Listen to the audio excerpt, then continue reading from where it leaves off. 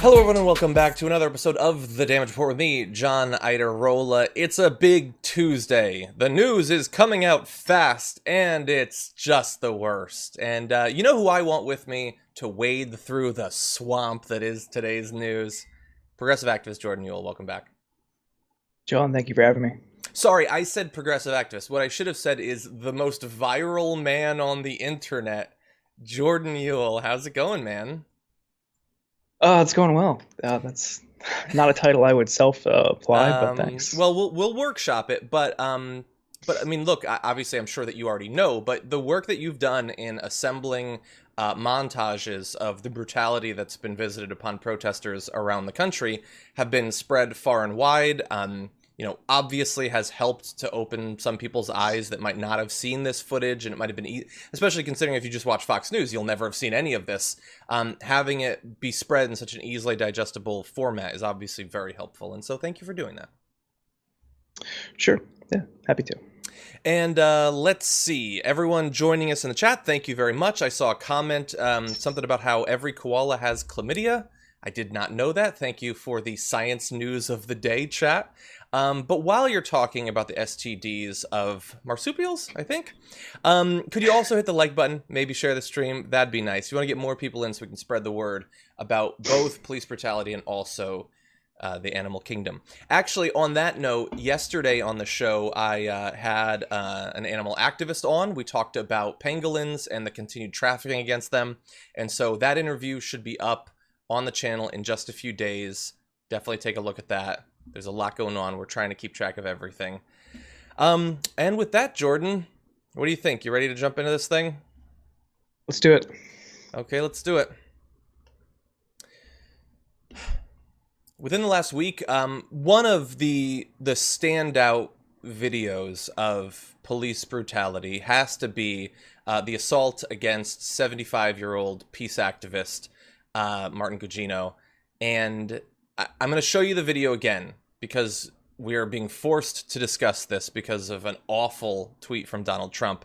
But as always, when I show you this, I want you to know that this is incredibly graphic, and so consider yourself warned.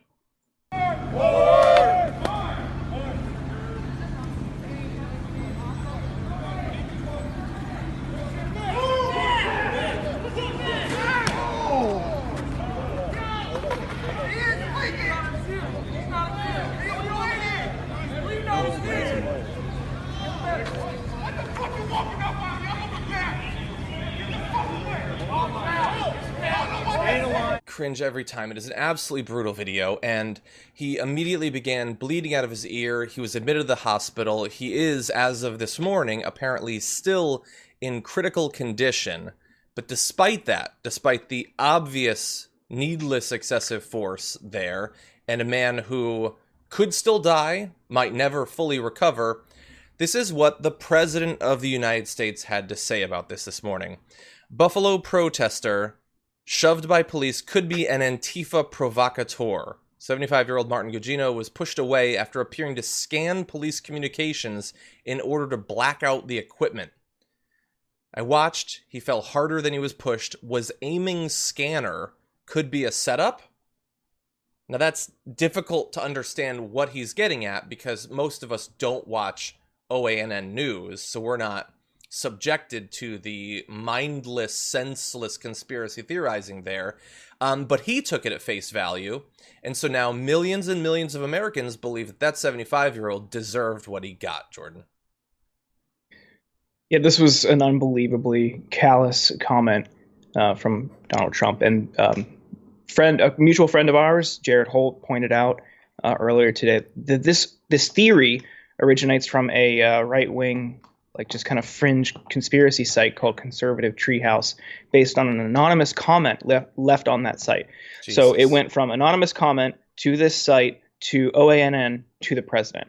Like, that is a dangerous pipeline, and for someone with that kind of reach and that kind of power and influence to, further this claim could likely lead to harassment, possibly incitement to violence against this guy, because we've seen Trump has done this before, whether it's like inspiring the guy who wanted to bomb CNN or bomb different prominent liberals Trump's Twitter and his pushing of conspiracy theories can often lead to dangerous consequences. And now this guy is in a hospital. He's bedridden. He's in critical condition. And you have the president of the United States pushing conspiracy theories, claiming this guy, who for all we know is just some senior citizen who wanted to. I mean, that is what it is. Not just for what we know. He is. And he was a peace activist who was trying to return, from what we understand, a helmet to the police that they had dropped, and they shoved him, and now he's in critical condition. And the president just piling on is so unbelievably callous. I don't know what to say other than that. Yeah, reasonable people are just left effectively speechless at the brutal, willful dishonesty, and not just lack of empathy for a person who's been horribly injured, but to use the position you've been given, tragically, from America's point of view, to convince millions of other Americans to put aside the empathy they might be feeling.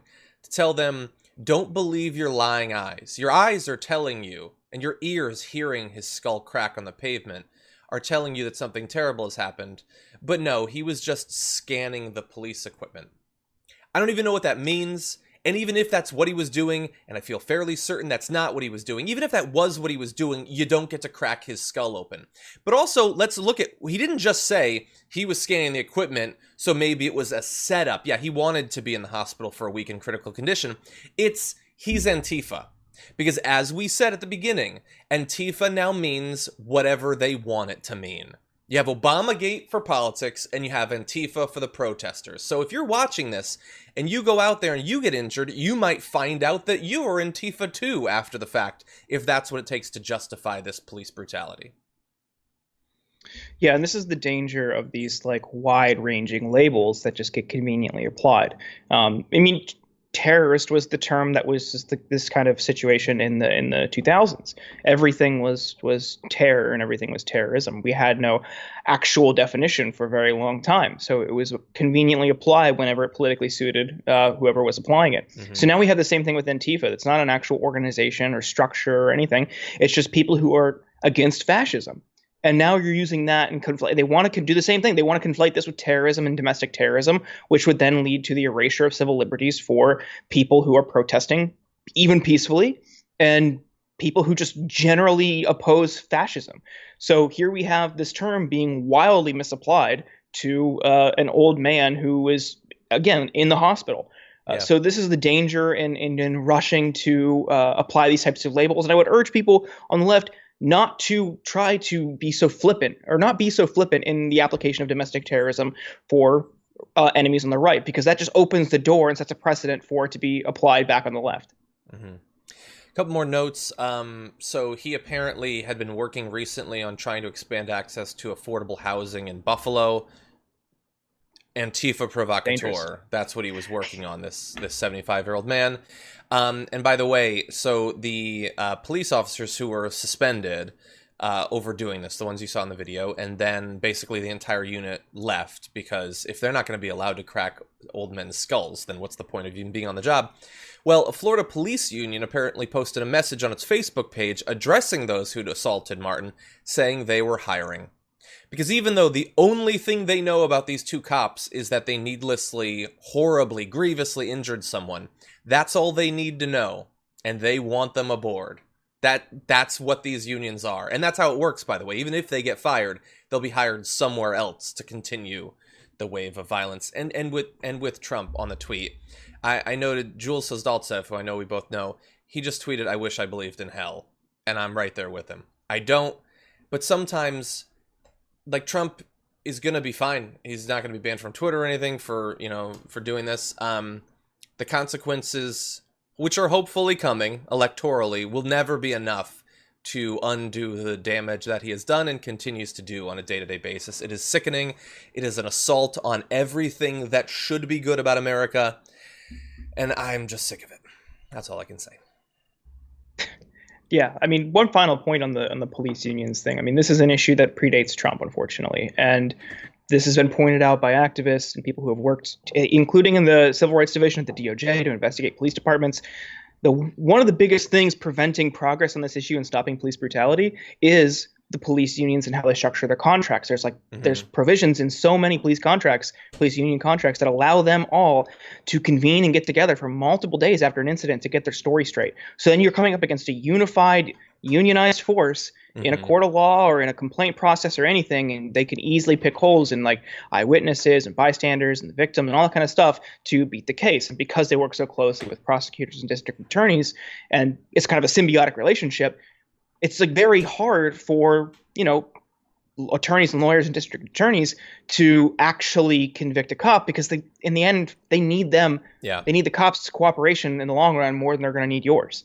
Yeah. So they so often turn a blind eye to it or defer to a grand jury, which is way more sympathetic. So the unions and how they structure the unions, and like you just said, the behavior where they're looking out for their own and that kind of stuff, it's so dangerous. And that's like the one union that I just absolutely don't support. Yeah. Yeah. And by the way, really fast.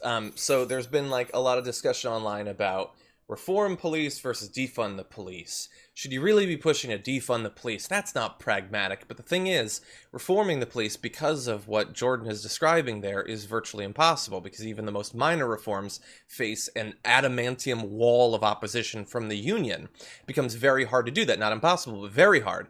Defunding the police is, aside from the financial corruption of these unions supporting politicians who will then support them, theoretically possible, because you can actually cut funding to the police, whether the unions like it or not. And so it might not only be the moral choice, but it might in fact be the politically pragmatic choice, because it is at least in the hands of state legislators. Yeah. We need to talk about a relatively new show called the Republic, or UNFTR. As a Young Turks fan, you already know that the government, the media, and corporations are constantly peddling lies that serve the interests of the rich and powerful.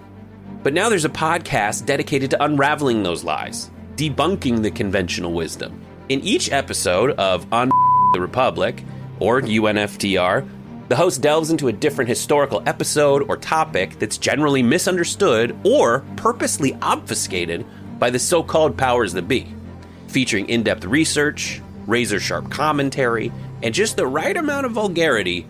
The UNFTR podcast takes a sledgehammer to what you thought you knew about some of the nation's most sacred historical cows.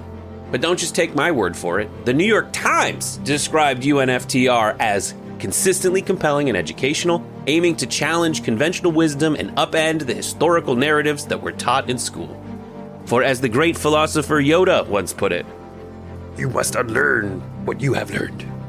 And that's true whether you're in Jedi training or you're uprooting and exposing all the propaganda and disinformation you've been fed over the course of your lifetime. So search for UNFDR in your podcast app today and get ready to get informed, angered, and entertained all at the same time.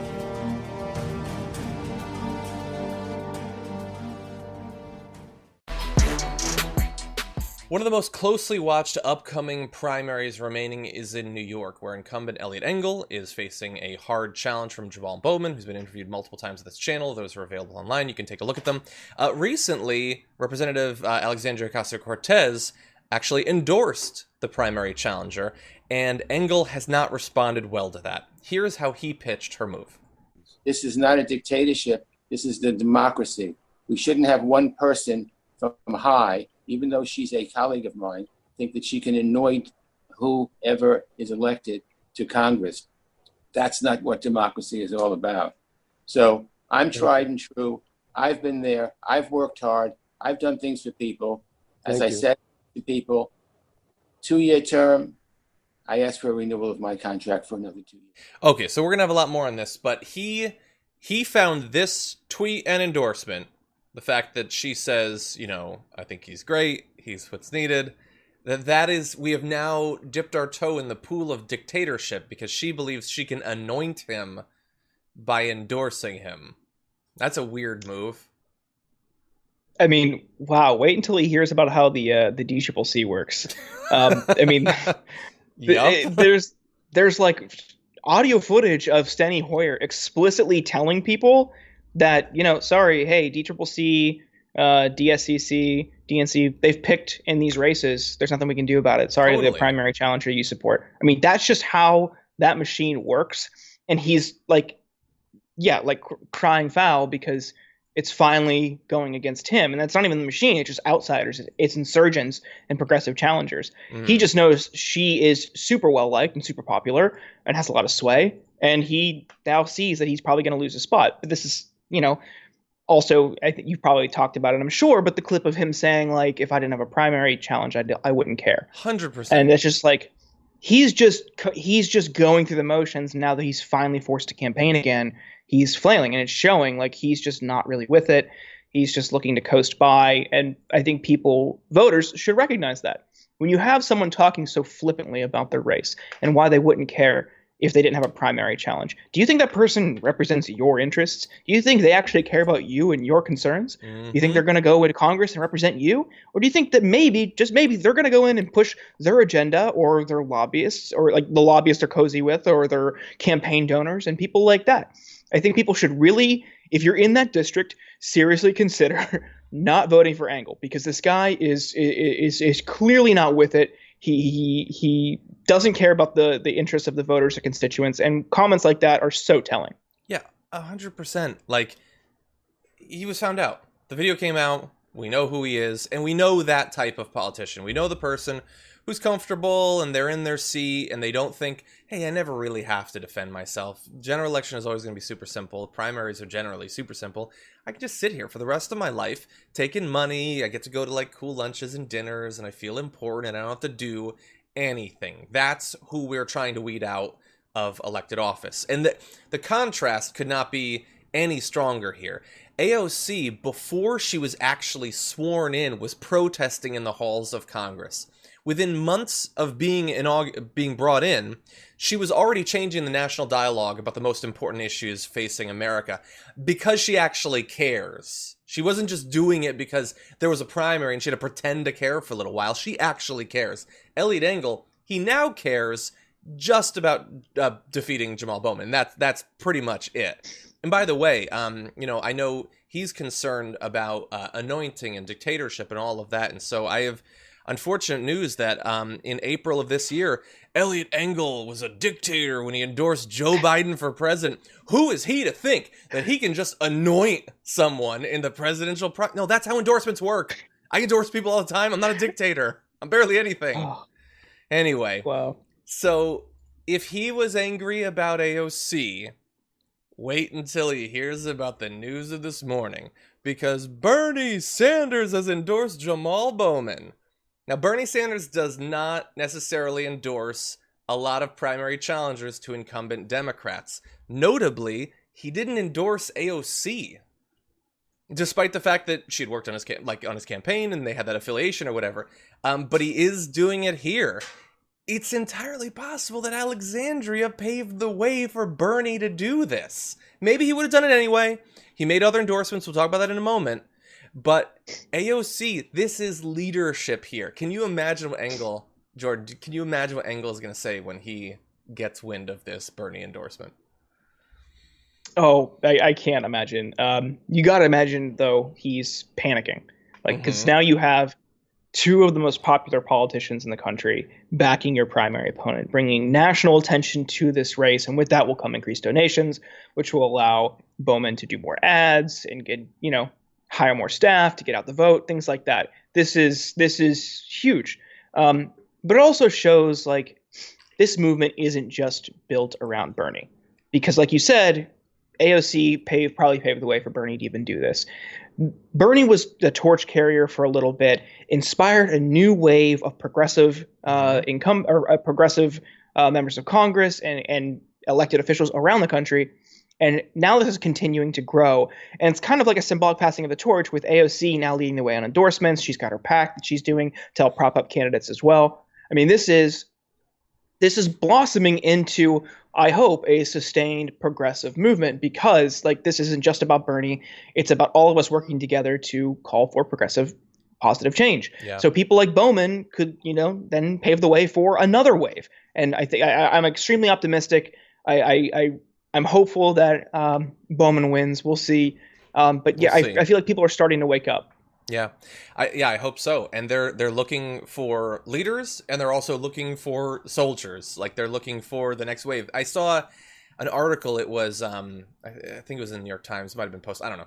It was is Jamaal Bowman the next AOC, and he retweeted it saying, you know, no disrespect to my sister AOC, but I want to be the next Jamaal Bowman, which is very similar to another candidate, Nabila Islam, whose election is today, another good progressive. Go vote for her if you're in a district. Yeah, we need Bowmans, and we need Omars, and we need all of that. And so, especially considering what happened earlier this year, that's what we need. Now, really fast, I want to give you Bowman's response to that endorsement. He said, "I'm honored to have the endorsement of Bernie Sanders, someone who's been fighting for civil rights, racial and economic justice, and on behalf of working people for his entire life. He led the way for the kind of campaign we're running, grassroots and no corporate donations."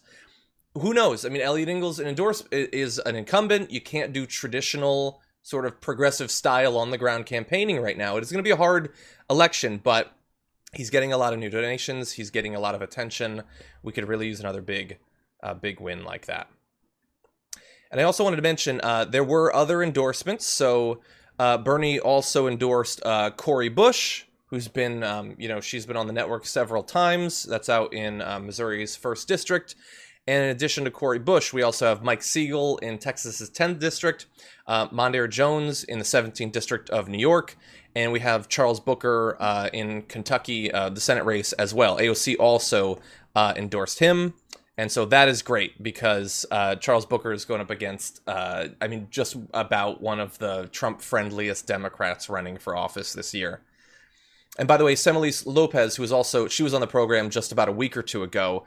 Bernie also endorsed her running in a New York primary too. So a lot of different candidates. If you live in some of these districts, you might want to take a look at. They've now gotten the Sanders stamp of approval.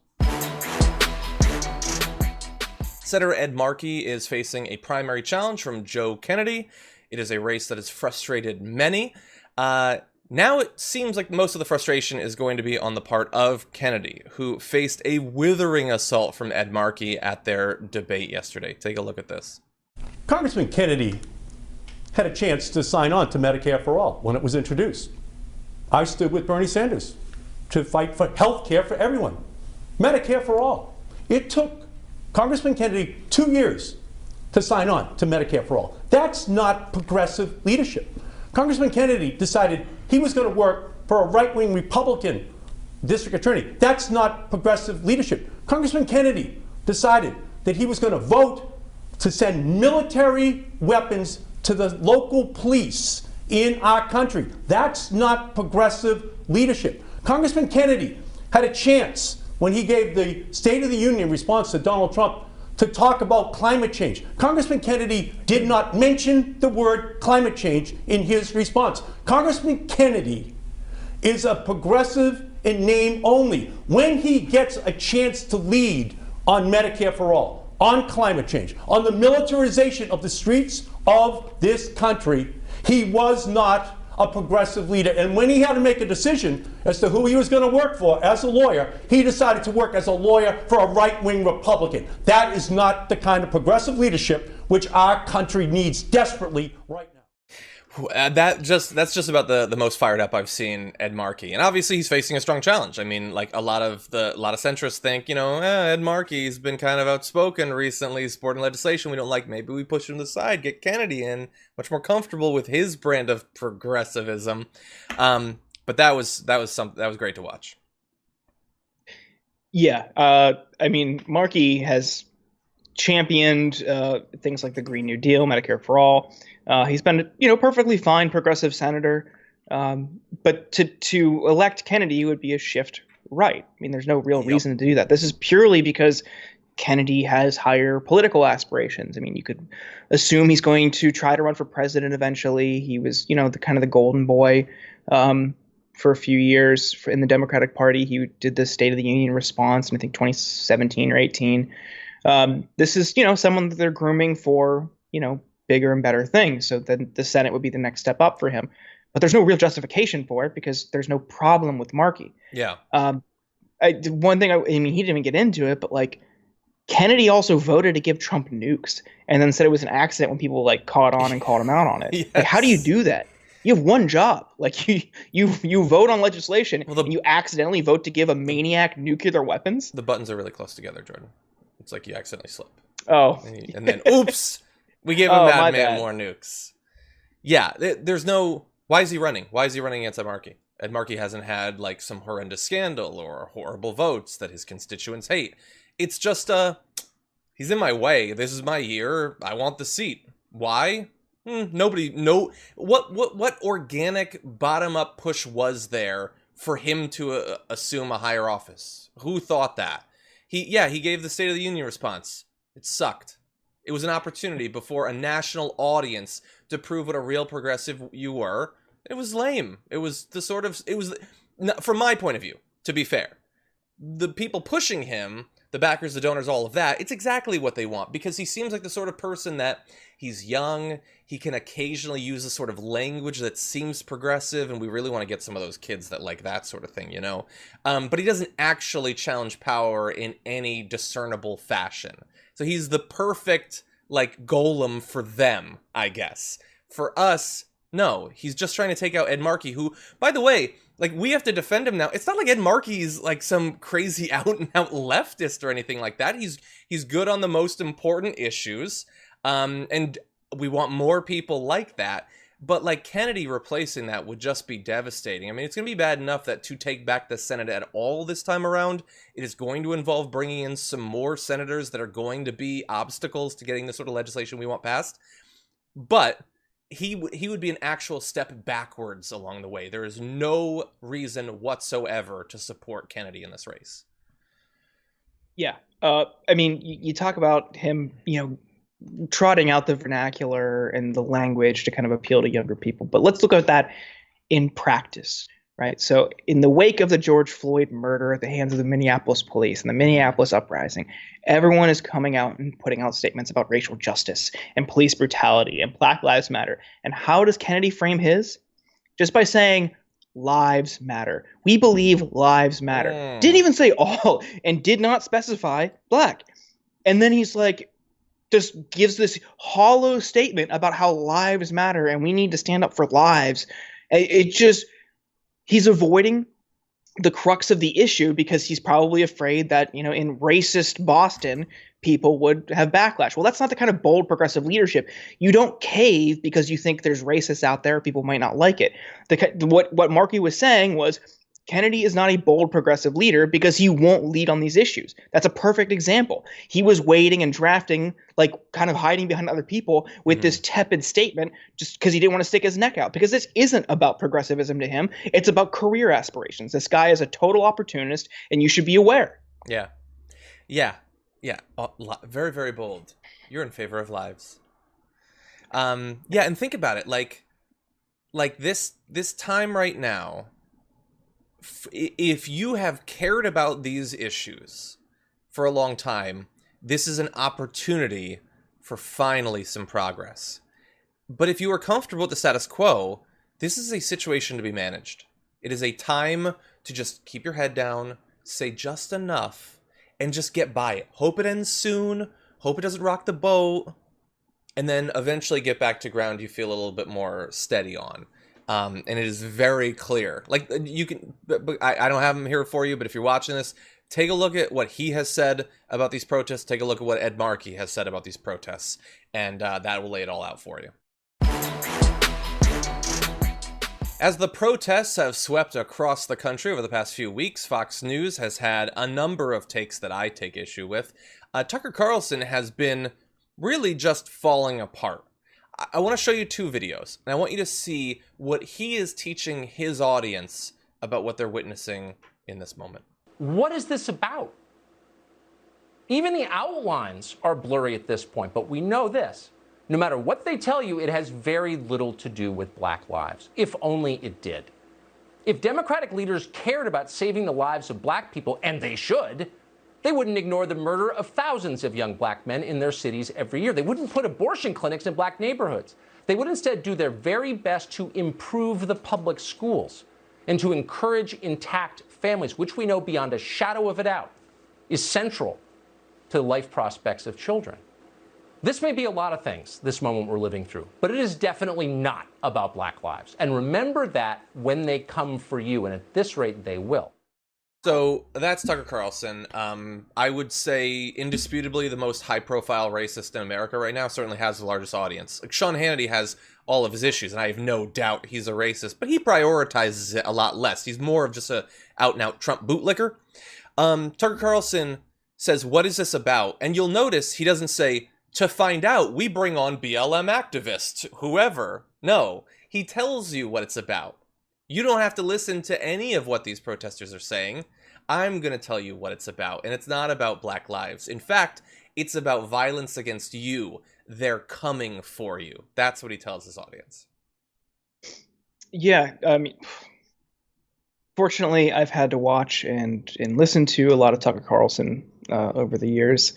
And this guy is, like you said, one of the most out-and-out racists that is in mainstream media right now. And on top of Fox, he's got the Daily Caller, which acts as an extension of his reach. And this is just par for the course for him. And this isn't even like the most offensive thing I've heard from him. No. When I was going through the Bubba the Love Sponge tapes, like the shock jock show that he would just call into for years, just blatant, horrific racism, tons of like racist tropes and mocking civil rights leaders and doing like really offensive impressions, calling and they're not Black, but people of color, semi-literate primitive monkeys, just blatant, just offensive racism. And he just doesn't care because it doesn't matter to him. This is like Tucker is a white nationalist. Madeline Peltz at Media Matters has tracked this descent that he's had from just standard pundit to white nationalist. He's platformed white nationalists on his show. This is what he believes. I mean, Tucker Carlson is a racist. This isn't like a bold claim. It is what it is. You look at the transcripts, you look at what he said, and you look at what he's done. Yeah. Yeah, no, he brings on people to push the Camp of the Saints, one of the most racist books in history. The semi-literate primitive monkeys, I am still shocked that it didn't affect him at all. Like, how many people have lost jobs for nothing in comparison to that? Comments that are horrendous and offensive, but that, he is just telling you who he is. And he does it, he does it every night. I mean, this is a guy who says, he tried to pretend there at the beginning, it's not about Black lives. I wish it was. That's why I do segments all the time on white genocide in South Africa, because I care about what's going on. That's why I support economic policies that devastate the very communities I say I want to be stable and well off. It's the most shallow, fake populism, fake critical thought. He asks, one of the true marks of an idiot or a liar, because I think that he's smart enough that he's probably just lying, is to ask rhetorical questions as if you couldn't find out the answer if you wanted to. If you wanted to know what the protests were about, there are ways to do so. You could go on Twitter for 5 minutes, or you could certainly interview people, but he doesn't do that. And he trains people to ask questions like that and not seek answers. He gets credit all the time. People hand it to him over his willingness to question the dogma of the Republican Party and things like that. He doesn't do that. He trains people to be stupid, to be incurious, to think weakly and loosely and vaguely about what's going on, and to assume at all times that their position is one of moral and intellectual superiority. I mean, he's telling you, do not listen to these people. They're lying to you, and they're going to come for you. And I want to transition now to the second video, because there's actually a little bit more of that. Chaos, you're not allowed to defend yourself. You are, in other words, and this is of course the point, wholly dependent upon them. In the future, the left envisions the only people who will have guns are people on their team. And that's exactly what defund the police really means. It means a woke militia policing our cities, enforcing Democratic Party orthodoxy. Imagine if the Diversity and Inclusion Department at Brown University had the power to arrest you. Imagine if the Black Lives Matter rioters had weapons and immunity from prosecution. That's what they're talking about. Partisan law enforcement. And partisan law enforcement, incidentally, is hardly without precedent. In fact, it's the rule in the third world. This is an attempt to bring it here. I mean, Jordan, I don't know if you spoke. I couldn't hear. My ears are ringing from the dog whistle there. So the diversity and inclusion, I'm not going to say who would be running it, but the diversity and inclusion department at Brown is going to snatch you out of your home. Woke militias are going to walk the streets. And wink, wink, it's like the third world, but it's coming here. The third world's going to be here in the streets. BLM protesters are going to have guns. They're going to be walking the streets. We're supposed to pretend that this guy, this is David Duke level stuff. And he's got an audience of millions absorbing this every day. Yeah, I mean, it's just a gross mischaracterization of what defunding the police would look like, and what a community policing alternative, if that's what you believe, or other non-militaristic alternatives. It's just a complete mischaracterization of all of that, because he wants to stoke fear. He's not about having a reasonable discussion. It's about pushing an agenda and, furthering white nationalist talking points. And, like I said, stoking fear in the viewers. This is not somebody who we should ever be giving a hand to or giving credit to because he dares to say that, like, bombing Iran is bad. This is like so often people will run to his defense like, wow, Tucker's challenging the orthodoxy of the right. Well, no. Like, if you look at, like, one of the things that he really broke from the right on was escalating tensions with Iran. Mm-hmm. And it's not because he's anti-war. It's because, like I said earlier, he sees people there as, quote, semi-literate primitive monkeys. This is because he sees them as subhuman and not worthy of our time or effort. Yes. It's not about anti-interventionism. It's about he doesn't actually give a shit about people there and doesn't even want to bother with it. That's the root of his worldview. So to give him a hand is to applaud that type of sentiment. So I hate when people say, oh, we got to give credit to Tucker, because no, as someone who's watched his show endlessly to understand who he is and what he's pushing and document it, no, not worthy of our time or applause or anything. 100%. Yeah. Yeah. And by the way, yeah, I'm glad that, he occasionally cautions Trump against some of his absolute worst impulses, but he also supported the guy knowing how militaristic Donald Trump was. So maybe a little bit less his son was an intern in the White House. Yeah. And he parties with him at Mar-a-Lago. This isn't someone who is vehemently opposed to Trump. If you're partying with the president privately, you're not a bold, conscientious objector. Yeah. You're someone who's going to say enough on TV to get credit from both sides. Yeah. Anyway, that's like a minute and a half of him. His shows over the past few weeks he's always been, I think, the worst on Fox News, because Sean Hannity is so obviously comically biased. Tucker Carlson does a slightly better job of hiding it, and just disgusting recently. Multiple athletes have been coming out either in support or opposed to the protests that are going on, and that has left one big sports fanatic frustrated by the politicization of sports. Take a look at sports boy Ben Shapiro. Now, Clay, it does make me wonder whether inevitably we're going to end up with basically two sports leagues. Whether at some point people are just going to want a sports league that does not allow this sort of stuff to impede the play or get on the field. And people are just going to view that, because I got to say, like, I've been fairly tolerant of this stuff in terms of watching sports my entire life. There are only a couple of times where I've really turned off the TV. One was, when it came to Sports Illustrated, I was a lifelong subscriber to Sports Illustrated. My parents gave it to me for my bar mitzvah. I had Sports Illustrated subscription for like another 10, 12 years. I used to keep the old issues in a box. I mean, that's how much I enjoyed it. And then when they decided, it's important for us to feature Caitlyn Jenner on the cover, when Bruce Jenner had not been an actual athlete for 3 decades. And all of a sudden I'm reading about transgenderism in Sports Illustrated. I was like, okay, I'm done. I can't do this anymore, because this has nothing to do with sports. And I subscribe to a sports magazine. I'm not doing this anymore. And the other is during the Kaepernick protest, when it became incumbent on people to somehow approve of the hands up, don't shoot symbology that was being put out by particular players.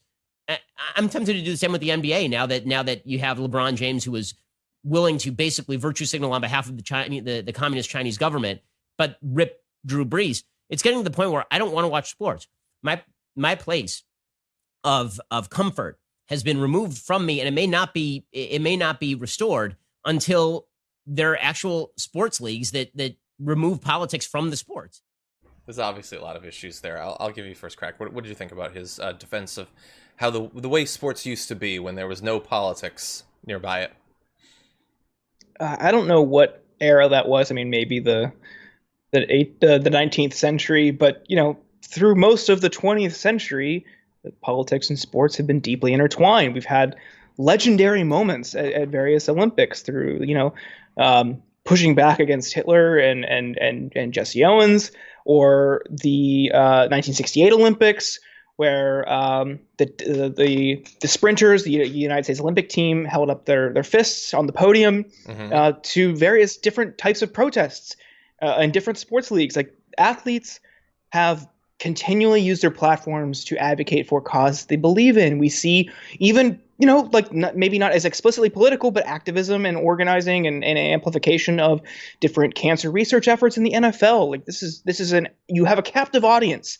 To not use it to further what you believe in would be amoral. So I think it's foolish and naive. It's just he's a whiny little baby is what it is.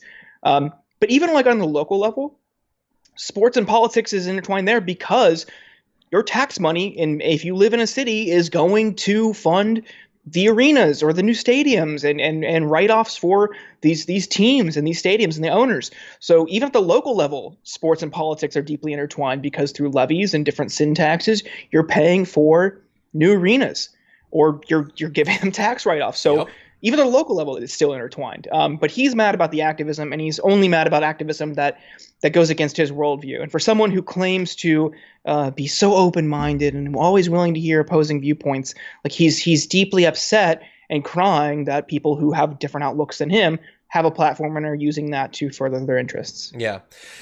Yeah, and I'm not surprised that he's taking time out to devote so much of his show to sports. He has multiple hours a day of programming that has to pretend that these horrific acts of police brutality aren't going on day by day.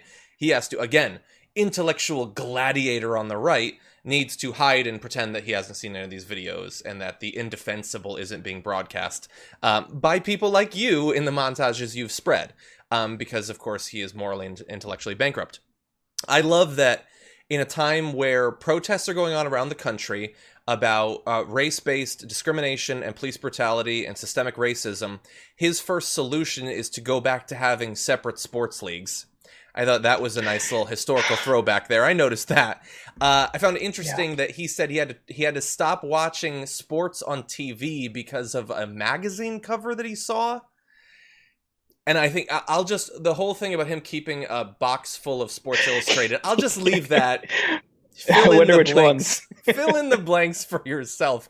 Does he know that they have it on the internet? Anyway, and by the way, the fake, like, I just save me from the sports. Like, I can't take the politicization. I mean, LeBron James, he attacked Drew Brees.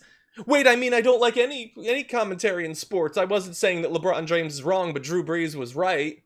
Although, of course, they are. The hypocrisy is 100% clear. It's just BS. As Jordan laid out, sports and politics have always been intertwined because sports is a part of American culture and society. Its athletes are some of the most high-profile, worshipped people in our society. They are going to occasionally comment on it, and they are not wrong to.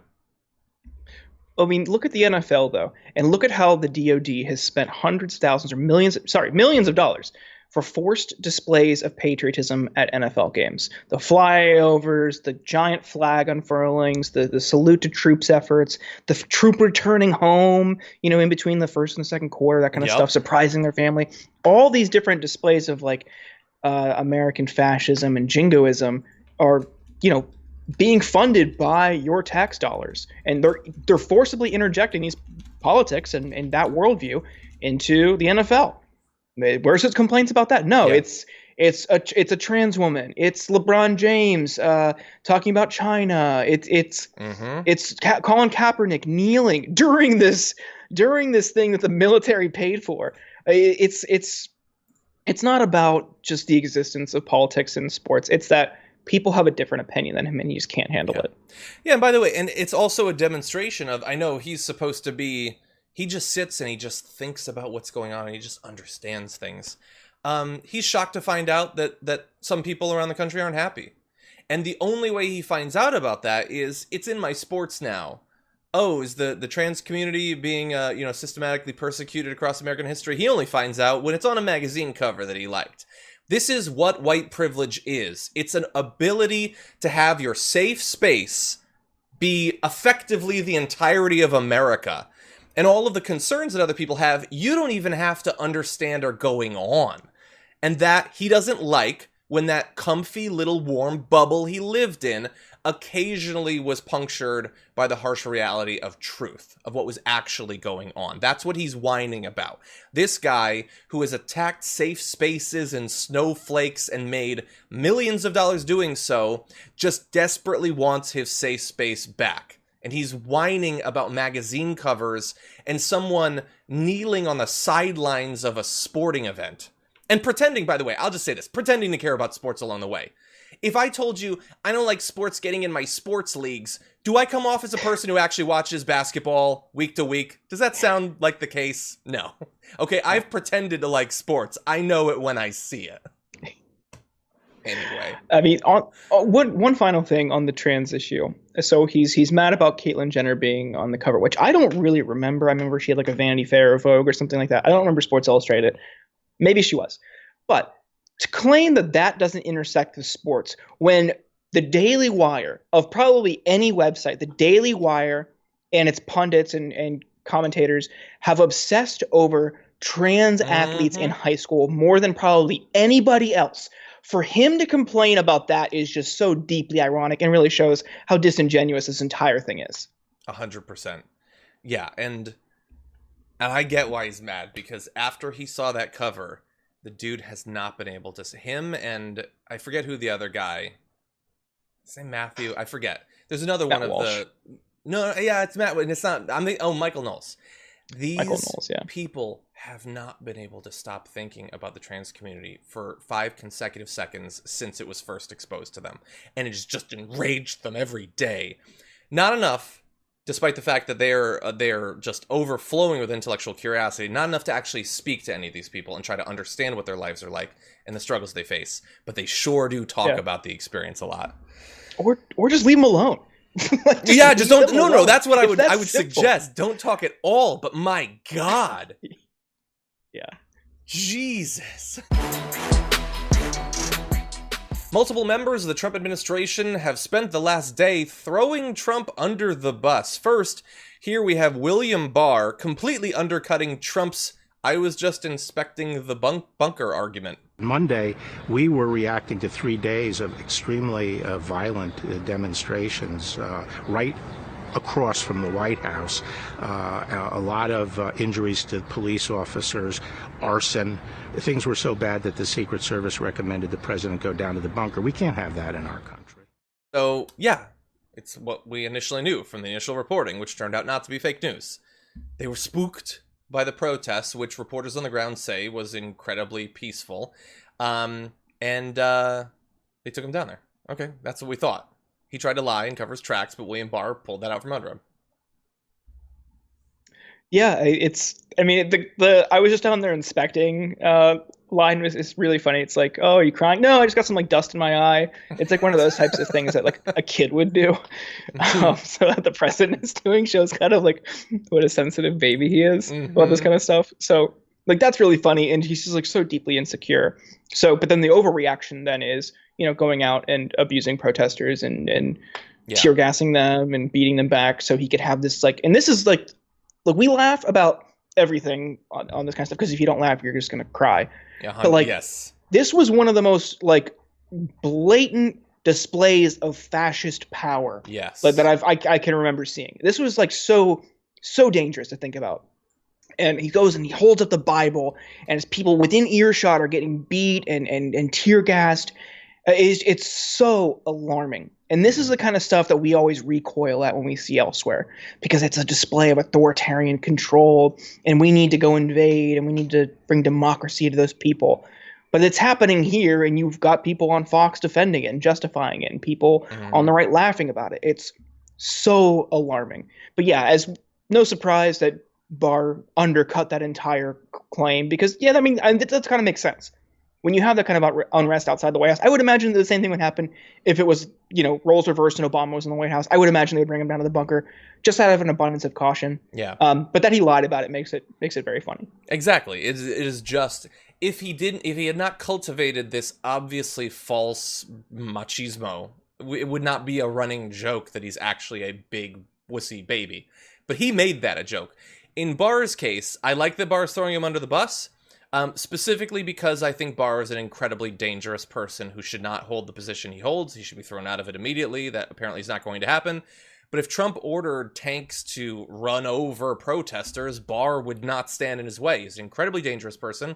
And so at this point, I'd just like to, if Trump is watching, hey, Trump, he called you a wuss. Fire him. You really need to fire him because he called you a wuss and he's making you look bad. But I say that because, of course, Barr is incredibly dangerous.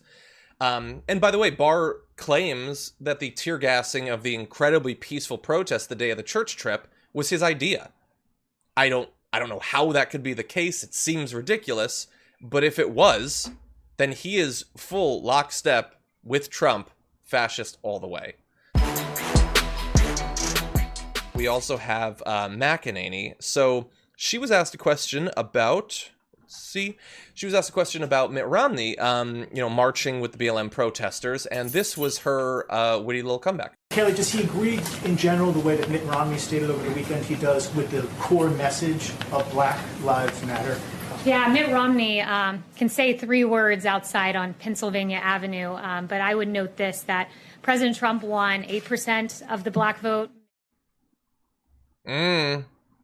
Okay. Burned. 8%? Can that even be charted? 8%. That's almost 10%. That is, I guess it's not technically a cell phone, although she's, involved in the campaign. If I was Trump, I would be furious about that because he likes to pretend that MAGA loves black people, which is an implicit, statement that it does not involve them, but also that black Americans love him. That is just an amazing admission of how little appeal the GOP has for non-white, non-straight, generally non-male voters. Yeah. I really don't know what to say to that. She's terrible at her job, we're seeing. Already this is just way more gaffes and slips of the tongue than Spicer, I think, had collectively. She's not doing well. She's flailing. She's also put in this position in a really difficult time. She got a ton of things to justify suddenly. That's true. So, overall, really bad job, but this is hilarious that was her defense. So, I had wondered when she got in, I forget exactly. So she had her initial thing where she told the whole press corps, "I will never lie to you." And that seemed really weird and buffoonish. I forget, there was something she said.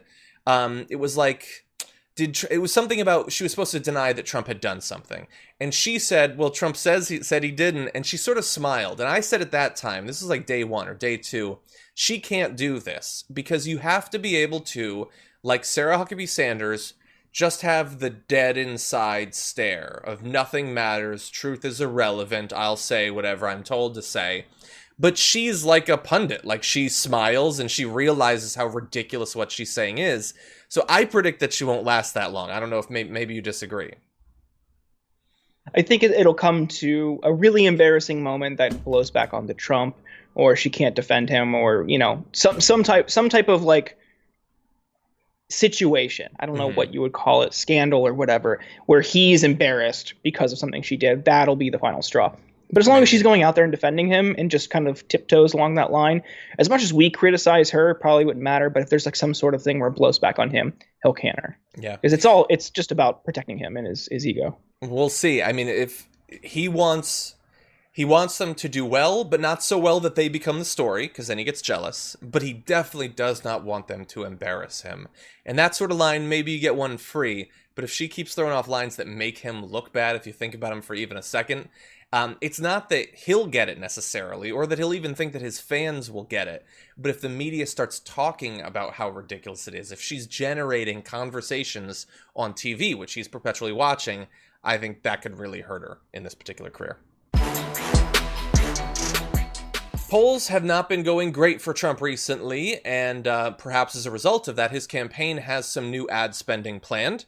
They've been doing this for a bit, actually. Over the past month, the Trump campaign has spent slightly more than $400,000 on cable news ads in the Washington, D.C. area, buying time largely on Fox News, but with some smaller buys on CNN and MSNBC as well, which strikes a lot of people as odd, that you're running these ads in a place where you don't have voters, and some of it you can't even have voters, and you're running them on Fox News, where universally the people are going to support you anyway. It seems weird. Now, the campaign says that the ad buys were an attempt to reinvigorate and reassure the president's supporters in the nation's capital, which is blatantly false. But two knowledgeable sources, one, a Trump campaign advisor, I love that his campaign advisors are leaking. And the other, an individual close to the president, said the DC area ads have another purpose, to put the president himself at ease. That as he's grown more and more distraught over his odds of re-election, they want to reassure him that they're fighting hard. Not by talking with him, but by running ads so that he'll see them. Because he's always watching TV, so he'll come across them. And he's been seeing ads from the Lincoln Group and things like that, and just getting so mad that they're spending hundreds of thousands of dollars to run ads for the candidate himself. I've literally never heard of this happening before. It's hard to fathom just how like much of a baby he is. Like just everything that we've talked about, like with the reaction to protesters and the story around him inspecting the bunker so that they resorted to a fascist, like aggressive display of power. And to now this, like, oh, his ego's hurt. He sees other commercials on TV. Now he wants his own commercials. I mean, this guy is like, I know like resistance libs like really delve into this, but like he behaves like a child. He's just temperamental. He's reactionary. He's got a super fragile ego. And this is the consequence of him being surrounded by yes men and yes women his entire career. He's surrounded himself from people who will just agree with him and kind of affirm him with every decision. And this is the consequence. This is how it manifests. A president who just needs to see his own commercials on TV because he's sad. Yeah. Like, I wonder, what a world. Exactly. I mean, I guess they're going to raise so much money that I suppose they can afford to waste a few $1 million to keep him, placated with Fox News ads and things like that. It is interesting, though, that for all that I hear about the fact that the right's best at memeing, you always hear, like, Benny Johnson and stuff say that, like, hey, we got the memes. None of their ads have taken off. I mean, sure, Trump will retweet some, like, his face plastered on, like, Swamp Thing or something, and that owns us. I never get that, but in terms of the actual ads, like those Lincoln Group ads and Move On's ads and others have been so devastating to him over the past few months, with Biden being a candidate who's had so many flubs and weird misstatements and all of that. They don't seem to either have the will or the ability to put together something to counter on the substance the ads that are hitting him. Yeah, I mean, they've tried before. They tried to hit him during the primary on like Biden not remembering things and stuff like that, but none of it really seemed to stick or get the traction that others we've seen on the left have. So you got to question like what their operation looks like and how efficient it is. I think for a lot of people it's just kind of like a huge payday, and they're just cashing in and assume that being an incumbent will help him get across the finish line. Yeah. But yeah, nothing really innovative or exciting on the right that I'm seeing from the Trump campaign. In terms of cashing in, I'm glad that you pointed that out, because the thing is, he's temperamental. He turns on people if he thinks that they're failing him or they're not loyal. I mean, we saw he was like briefly apparently attacking Pascal because his polls were bad, as if Pascal could do anything about that. So if you're making ads for him, and you have a choice between making effective ads and running them in swing states, or making ads specifically designed to make him happy and running them in places he'll see them, I mean, are you really going to run the more effective ads somewhere else if that leads to you getting fired because he's angry randomly? No, you'll probably do what's necessary to keep your job. And that is no way to run a campaign. It's by no means a death knell for him. He could still do very well. He's still going to raise a ton of money.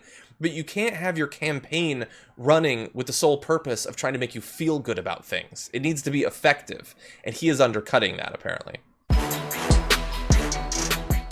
Every day we draw closer to New York's primary, and we are trying to profile as many candidates on the docket as possible. Joining us once again, candidate in New York's 13th district, James Felton Keith. Welcome back to the show. Thanks for having me. Very glad to have you on. I think it's been a few months since we last spoke, and especially since the presidential primary has at least for right now basically wrapped up. There's a lot of renewed interest in congressional and Senate races, and so I'm assuming there's probably a lot of people that are watching this who might not have been around to see your last interview on the show. So if you'd like to introduce yourself to the audience, tell us a little bit about what led to this run. I'd love that. Sure. So hello to everybody. My name is James and Felton and Keith. Most people here in Harlem or uptown Manhattan call me JFK for short. But you can call me James. I'm running for U.S. Congress in New York's 13th District. The name of my platform is We Owe Us. It's a platform of what we like to call radical inclusion or radical inclusionism.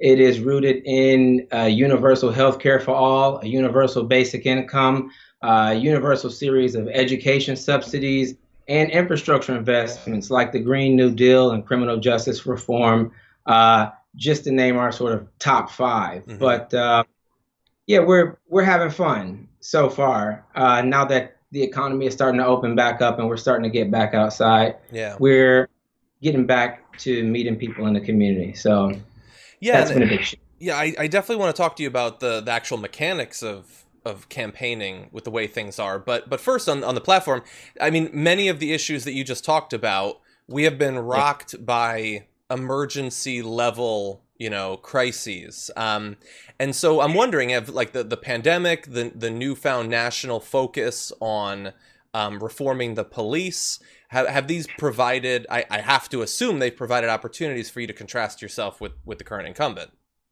Sure. I mean, even like this picture behind me was, this is 1,000 people that we had in the streets in Harlem, and we walked everyone to the Upper East Side, which for the non-New Yorkers is a very affluent, white part of Manhattan, just to show who we were, the people that we were as we marched through these streets. And to our surprise, so many of them poured out from their homes into the streets. I think the main thing that the COVID-19 pandemic coupled with the police violence that we've seen has done is it has, number one, showed our interconnected humanity and how we only get to thrive socially or economically based on the bumping up against each other that would normally go on. But it also sort of shined a really interesting light on the very real injustices that have always existed since this country has started. So to my surprise, even, it's been a real boost to the campaign and to the conversation about the issues, the conversation that people usually claim that they are exhausted from having. I think there's a renewed energy in America right now where we realize these are the conversations that we have to consistently have. Exactly. So that's been an opportunity, but it's been unfortunate in how we got there for sure. Yeah. And also, I mean, so you're marching with 1,000 people. These are people who are having to balance keeping themselves and others safe responsibly, and being, just from the photo, you can see they're being far more responsible than some of the scenes we've seen playing out. There's footage from Vegas we were just talking about yesterday. With wanting to push for their rights, exercise their constitutional rights, while being pitched by national media as wild, lawless bandits, effectively, or operatives of Antifa or something like that. I can only assume that must be quite frustrating. I actually had a close friend of mine who I used to work with in insurance call me and ask about the Antifa thing. He's a well-meaning, good guy, white guy from New Jersey, close friend again. And I had to explain to them that, number one, that's not a thing. But with regards to the contrast of regular cities versus Las Vegas, I think is also exposing this very interesting paradox of freedom in America and what that means and for who gets it. There is this jockeying that we have here that's really not allowed in other places like, China, etc. And I think, we should be available to have the conversation, the very messy, dirty conversation about who gets to protest for their rights and how. It was 85 degrees when we were marching last Thursday, and I wanted to take my mask off. And there were times that I had it off. But yeah, a lot of the people in the picture, they have their masks on. But, the interesting thing about this time, again, is that we have to have the messy conversation about how we exist as humans that I feel like we've been avoiding for this whole century. I think the 21st century and the post-.com era has been a lot about trying to mechanically automate our way out of the messy conversations that we have to have about how we coexist in the melting pot that is America. And we don't get to hide from it anymore. I think that's a good thing. So, in terms of your ability as a candidate to have these conversations with the people that you aim to represent, I know some of the candidates we were talking to a month or especially 2 months ago, they couldn't have any contact out there. And especially for insurgent primary races, grassroots races, they are campaigns that take place out there on the streets, knocking on doors and all of that. Now, things have obviously opened up a little bit, so tell me a little bit about the evolution of your campaign as we've gotten into the home stretch. Well, you're right. So I got really sick at the beginning of March. I'm a bit embarrassed about this. I had a rally at a Democratic club that endorsed me here in Central Harlem on the 9th, and we were making jokes about Corona. I was like, if Corona's coming, it's getting me and everybody else, and we were all laughing about it. And by the 11th, I was down. I was at home. Wow. And so I really just started coming out about 2 weeks ago. I lost about people in my building. Yeah, my mother's just getting out of the hospital. She's on oxygen. So we've been really rocked by the virus in general. And New York is a really interesting beast compared to, I would say, if I was running in a place where folks lived in single family homes, it would be different because you could at least walk up on the door and give them a flyer. Mm-hmm. Here, you can't get in the building. You can't get past the door person, number one, to slide a flyer into someone's door. Yeah. Mailings don't work enough. People like physical contact. And so that sort of shut down. The mechanics of a get out the vote spin in a place like New York is really about buying campaign staffers who live building by building. Mm. And we haven't been able to do that. We have gotten some growth on social media. I think the onslaught of absentee ballots has allowed people to get an opportunity to look at their ballot and then look at who's on the ballot and research everyone. But it should be said that that's a minority of the vote. That's a very privileged person is going to get an absentee ballot application, file for it, get the ballot back, research folks, and move forward. So we are hopeful that we made a big dent pre-February and that our district is divided. I would say, aside from the regular insurgent candidate conversation, it should be noted that our incumbent won here with an extra 1,000 or so votes. Mm. And the Harlem community really felt like they didn't have a candidate that represented them. And so we were running on that side of the coin to be here. And so it is a bit of a head-on race. I'd be lying to you if I said I wasn't worried. And that, the coronavirus has radically transformed or changed how we politic in the area. But it has also changed the voter behavior of what we would call our triple prime voters. And we know that they're spending a lot more time doing a lot more research. Mm-hmm. So we're trying to be available online than we normally would be and explaining not only what my platform is, but also the contrast between myself and the incumbent. These last 3 months have been tough. As you know, you win or lose an election between March and May. For anyone out there who doesn't know that, that's really go time. Everything you do before that is sort of pre-game time, but you win or lose a race between March and May. And we weren't able to campaign between March and May. So. Okay. Well, and you sort of hinted at this, is also possible that, look, primary elections, Congress usually are low turnout affairs. I would guess, though, that politics is more at the forefront of people's minds than it has been for a very long time. And so it's possible that there might be more involvement, and that could radically change the outcome of some of these races. We've played with a few different models. I mean, I'm an engineer, I'm a numbers guy, and we've been looking at the potential for turnout in certain areas. Yeah, certainly. I think that, the voter behavior has changed. And now politics is more of a consumer sport, for lack of better phrases, per Trump, the radical things that he's doing, and the Democratic primary. And the fact that the presidential primary was moved to our primary on June 23rd is, I think an interesting change. We actually thought we were benefiting earlier because the Democratic presidential primary was in April, and we had time to watch sort of the exit polls from that come into June. And so I think, but arguments can always be made. We're politicians, so everyone can make an argument either way. That it's better because it's June. Yeah. But I'll say from a mechanical and planning standpoint, we're in uncharted waters. We're in uncharted waters, and at the end of the day, the main fight is around, at least for us, justice and equity and inclusion. And so the fact that I feel like, our platform and our principles are well known, not only here in the area, but are starting to trickle out around the country.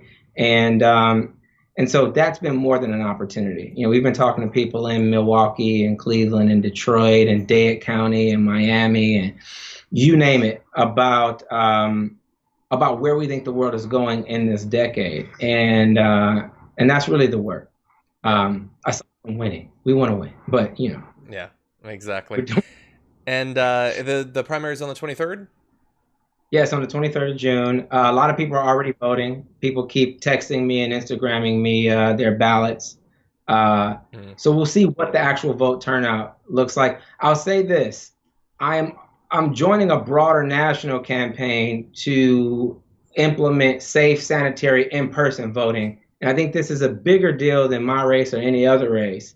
And that if we cannot turn out Black people in urban areas, at least the 10 largest cities, to vote in November, we're looking at a very serious problem. And the early numbers that we're seeing come out of Maryland, I was looking at a race down there against Denny Hoyer. I think the 3rd district of Ohio, that Columbus area, and looking at my friend Morgan Harper. When we look at the turnout from those places via the absentee ballots, it's not what we would have hoped for. Yeah. And there's a lot of research coming out of the Brennan Center at NYU and folks at MIT and the CDC that absentee ballots don't change much in general. So I think the new conversation is, how do we invest in safe, sanitary, in-person voting? And how do we ensure that there is a normalized turnout in places like Detroit and Philly and Dade County and ATL and STL and Phoenix, Arizona, and you name it. If we can't do that, shout out to Charlotte, all those places. If we can't do that, we're in a different kind of trouble. A very different. I agree. Very, very important work, obviously. And thank you for focusing on that. James Felton Keith, best of luck. Just a couple last weeks. Thank you. Appreciate you taking time out for us. I know you must be busy. Good to see you again. Yeah. Thank you.